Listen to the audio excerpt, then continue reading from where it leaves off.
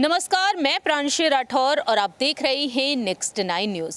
महाराष्ट्र में सियासी संकट एक बार फिर से गहराता हुआ नजर आ रहा है। जैसा कि आप जानते ही हैं कि बीते 6 महीने पहले साल 2022 में जून के महीने में शिवसेना के प्रमुख उद्धव ठाकरे के साथ बगावत कर बैठे उन्हीं की पार्टी के 40 विधायक और आज वह 40 विधायक उनके लिए कई बड़ी परेशानियां खड़ी करते हुए नजर आ रहे हैं, क्योंकि देखा जाए तो यहाँ पर एक एक करके विधायकों के साथ साथ सांसद, पदाधिकारी, कार्यकर्ता शिंदे गुट में शामिल होते हुए दिखाई दे रहे हैं। मौजूदा समय में मुख्यमंत्री हैं एकनाथ शिंदे और उप मुख्यमंत्री हैं देवेंद्र फडणवीस, और ऐसे में देखा जाए तो यहाँ पर सुप्रीम कोर्ट का फैसला अभी आना बाकी है 16 विधायकों की अयोग्यता पर। तो वहीं दूसरी ही तरफ चुनाव आयोग शिवसेना के चुनाव चिन्ह पर एक बार फिर से अपना फैसला सुनाने जा रहा है 5 जनवरी के दिन। फिलहाल देखा जाए तो इन दोनों ही फैसलों का इंतजार किया जा रहा है, लेकिन इसी बीच यहाँ पर शिवसेना जो 2 गुटों में बटी हुई है, उस शिवसेना के एक होने पर चर्चा भी होना शुरू हो चुकी है। हाल ही में शिंदे गुट के प्रवक्ता दीपक केसरकर ने बड़ा बयान दिया।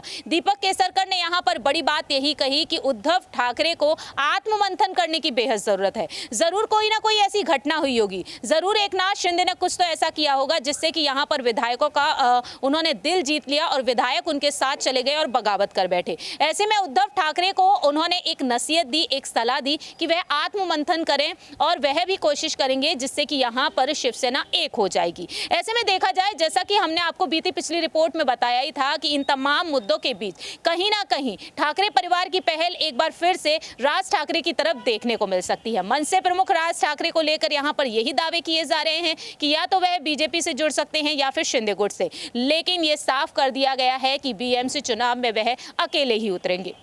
इन्हीं तमाम मुद्दों पर यहाँ पर एक राय लेना चाहेंगे हम हमारे सहयोगी अबरार से कि आखिरकार उनका क्या कुछ कहना है। क्या यहाँ पर जो exit poll, opinion poll Abrar जो रखे गए थे उन पर गौर किया जाए तो यही सामने आया कि शिवसेना के नए मालिक के तौर पर यहाँ पर राज ठाकरे बिल्कुल परफेक्ट बैठते हैं। बाला साहेब ठाकरे जी की छवि उनमें नजर आती है, हिंदुत्व नजर आता है उनकी पार्टी में। तो ऐसे में क्या आपको लगता है, क्योंकि सवाल यहाँ पर उनकी पत्नी शर्मिला ठाकरे से भी पूछा गया कि अगर पहल दिखती है ठाकरे परिवार की तरफ से, उद्धव ठाकरे और रश्मि ठाकरे की तरफ से, तो क्या यहां पर वह वापसी करना चाहेंगे? तो आपको क्या लगता है, क्या उद्धव ठाकरे डूबती हुई नैया को बचाने के लिए राज ठाकरे की तरफ पहल करना पसंद करेंगे?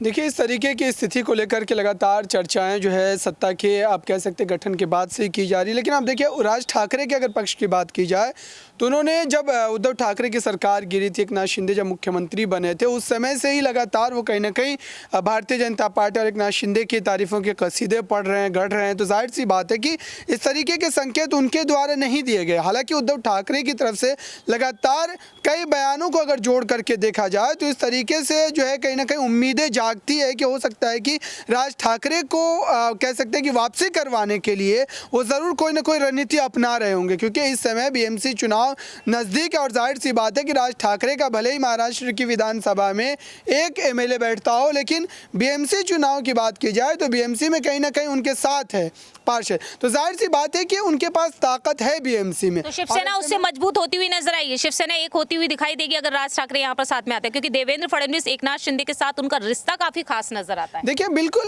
राज ठाकरे ने स्पष्ट किया है कि भारतीय जनता पार्टी से जो उनको जोड़ने की कोशिश की जा रही है या एकनाथ शिंदे गुट से जोड़ने की कोशिश की जा रही है, तो वो चुनाव अकेले अपने दम पर लड़ेंगे, वो किसी से गठबंधन नहीं करेंगे। और यही वजह है कि अगर आप 2004 के बाद से पूरे उनके राजनीतिक जो है यात्रा पर नजर डालेंगे, जब उन्होंने शिवसेना पार्टी को छोड़ा था, अपनी पार्टी का गठन किया था मनसे का, उसके बाद से आज तक उन्होंने गठबंधन नहीं किया है। तो ये अभी भी लग रहा है कि वो अलग ही चुनाव लड़ेंगे। भले हो सकता है कि जब सत्ता बनाने की स्थिति बनेगी तो हो सकता है कि उद्धव ठाकरे का साथ दें वो। बहुत बहुत शुक्रिया।